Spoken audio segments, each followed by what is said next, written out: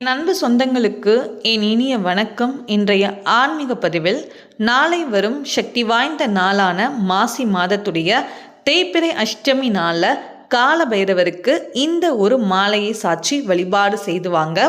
சேர்ந்து இந்த சக்தி வாய்ந்த தீபத்தையும் ஏற்றி வழிபட்டு பாருங்க. உங்க வாழ்க்கையில தீராத பிரச்சனைகள் கஷ்டங்கள் எதுவாக இருந்தாலும் அத்தனையும் தீரும். அதை பற்றின தெளிவான விளக்கத்தை தான் இந்த பதிவில் பார்க்க இருக்கிறோம்.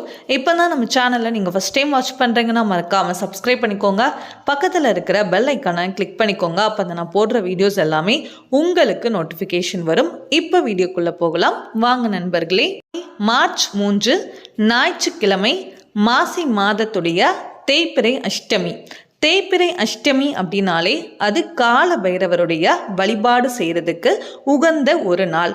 அன்றைய நாளில் நம்ம வாழ்க்கையில் தீர வேண்டிய கஷ்டங்களை நினைத்து நம்ம பைரவரை நம்ம வழிபாடு செஞ்சு வந்தோம் அப்படின்னா நம்ம வாழ்க்கையில் இருக்கிற எந்த விதமான தடைகளாக இருக்கட்டும் பிரச்சனைகளாக இருக்கட்டும், இனி இந்த பிரச்சனை நமக்கு தீராது அப்படின்னு நீங்கள் நினைத்தால் கூட அந்த பிரச்சனையை தீர்த்து உங்களுக்கு சரியான வழியை காட்ட வல்லவர்.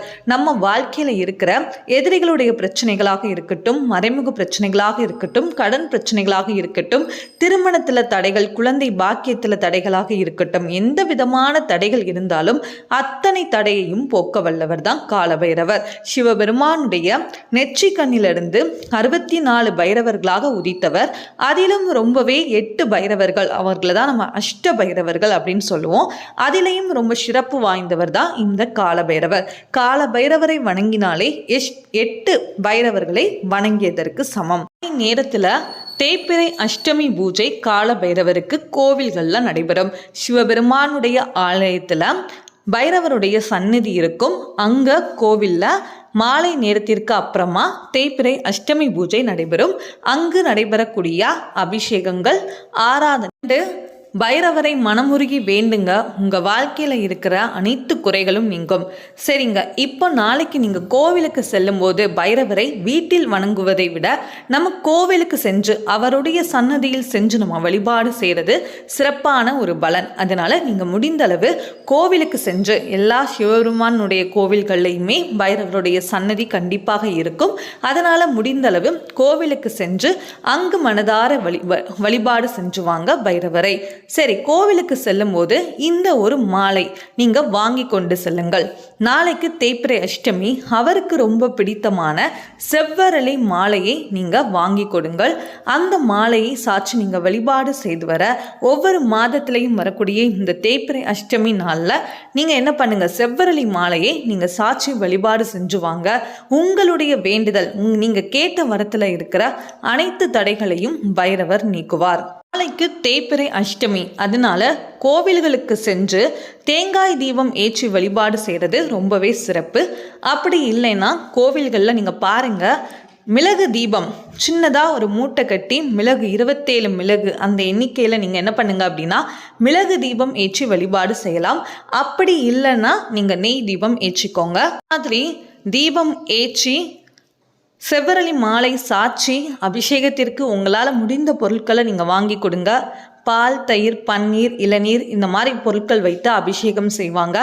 இந்த மாதிரி தேய்பிறை அஷ்டமி நாளில் நீங்கள் காலபைரவரை வணங்கி வாங்க. உங்கள் வாழ்க்கையில் இருக்கிற தேவையில்லாத மனக்குழப்பங்கள், பயம், பதட்டம், இந்த மாதிரி எந்த விதமான பிரச்சனைகள் இருந்தாலும் அது அத்தனையும் நீங்க ஆரம்பிக்கும். கண்டிப்பாக அதை நீங்களே உணர முடியும்.